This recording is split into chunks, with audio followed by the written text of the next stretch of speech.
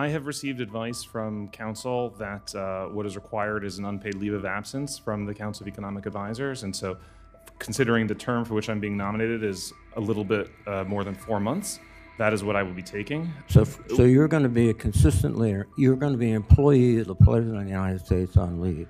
So he can call you up in his capacity as president and say, here, I want you to do this, this, and this. Well, I guess I have to do it since I'm an employee of the president. That is absolutely ridiculous. What is your current job? My current job is the chairman of the Council of Economic Advisors. In the White House, thank you.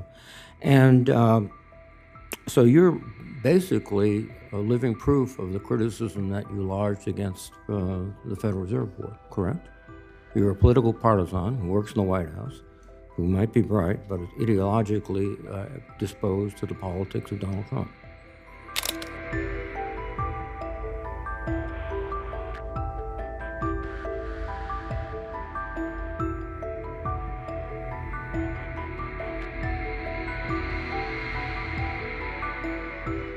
Thank you very much, Mr. Chairman. And for the record, I'd just like to say that President Trump's efforts to strong arm the Federal Reserve have been simply deplorable, and they threaten to undermine confidence in our economy. And we're seeing that confidence ebb every day.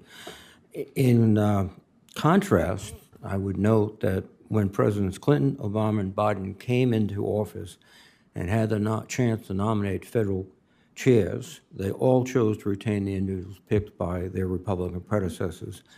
That's an example of the bipartisanship and also independence that previous presidents have extended. This president has not done that. Now, Mr. Miran, you've had a discussion with the ranking member.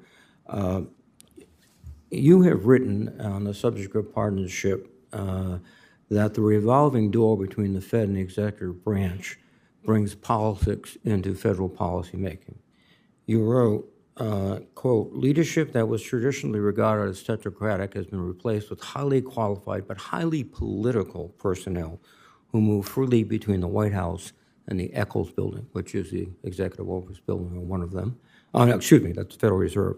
So what is your current job now? Thank you for the question, Senator. What is your current job? My current job is the chairman of the Council of Economic Advisors. In the White House, thank you. And so you're basically a living proof of the criticism that you lodged against the Federal Reserve Board, correct? You're a political partisan who works in the White House, who might be bright, but is ideologically disposed to the politics of Donald Trump. Thank you, Senator. As I said a few moments ago, I view the act of deciding that the Federal Reserve is the institution to take on climate change as a highly political, non-technocratic act. And if I am confirmed to the Federal Reserve, I'll make it my goal to keep the Federal Reserve to its core missions. That's an interesting concept because in my other capacity in national security, the Department of Defense is extremely sensitive to climate change because it is altering the threats that face us every day. And I'll speak for myself, but anybody who believes climate change is mythical is essentially posturing. Now, you're a member of the Council of Economic Advisors. If you're confirmed, will you resign from the council? Thank you, Senator. I have received advice from counsel that what is required is an unpaid leave of absence from the Council of Economic Advisors. And so considering the term for which I'm being nominated is a little bit more than 4 months, that is what I will be taking. As long as that is the advice of counsel, I will follow the law. Well, your independence has already been seriously compromised by your statement. You are going to be technically an employee of the President of the United States, but an independent member of the board of the Federal Reserve? That's ridiculous.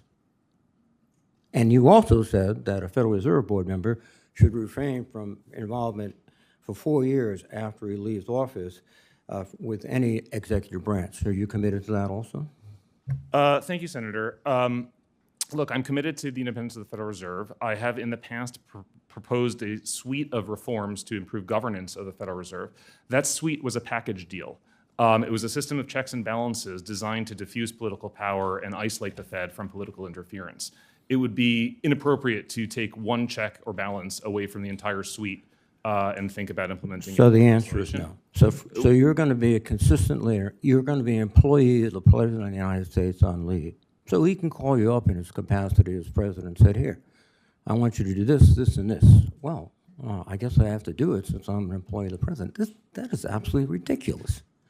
Now, finally, you noted last year, in quote, that the firing for cause protections under the law were inappropriate, and you recommended Congress remove those protections. You went on to recommend that to provide constitutional legitimacy if and when the president is allowed to fire governors at will, the president should voluntarily announce that he will refrain from removing any incumbent board members or Federal Reserve Bank leaders through their terms. If the courts grant President Trump the authority to fire federal governors for any reason at any time, will you commit to advising the president publicly to refrain from exercising this authority consistent with your recommendations in 2024? Thank you, Senator. As I said just a few moments ago, that proposal was a package deal. It was a suite of checks and balances, and it's highly inappropriate to take one check or balance outside of the context of the overall package. Checks and balances work between the Congress and the executive and the judiciary, the two chambers of Congress, because they all work in conjunction and prevent power from being concentrated. So the answer is no, and that you will cooperate if he tries through any means to eliminate a member of the Federal Reserve Board. Thank you very much. Senator Cortez Masto. Thank you, Mr. Chairman. Congratulations to all the nominees. Won't be able to answer or get to all questions for all of you, so I'll submit most of them to the record. I only have 5 minutes. But Mr. Hobbs, let me start with you. I'm very interested in how we increase the affordable supply of housing in Indian country. So can you talk a little bit about that and what HUD intends to do to help us increase that supply? Thank you. Excuse me. Thank you, Senator, and thank you for the question. It is a priority of mine. It's a priority of Secretary Turner and President Trump to engage with our stakeholders in Indian country. I recently visited Alaska and the Napakiak tribe. I've been to Wisconsin in the Oneida tribe. And one of the things that we're consistently discussing is how to reduce the regulatory burden on tribes.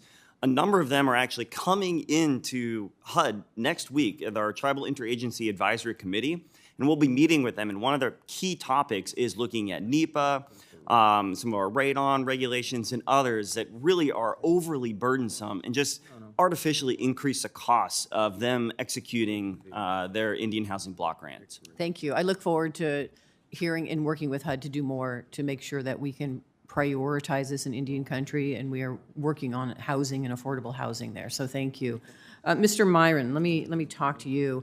I know you've probably received some of these questions as well. My office and I suspect those of my colleagues are being inundated with calls and letters from small business owners. These small business owners say they cannot keep their doors open with prices rising 50 to 145% for toys, shoes, coffee, auto parts, fruits, and vegetables. These business owners are worried they will have to lay off their employees, or some of them already have, or close their doors and stop serving their neighbors. Yet you told me in February, and I quote, "The economic burden of tariffs imposed by the United States is borne by the country whose exports are tariffed." Do you still believe that? Thank you, Senator. So the theory of incidence in public finance and economics, which is a very well-established old literature that's not very controversial, that generally lasts upon what economists would call long-run elasticities.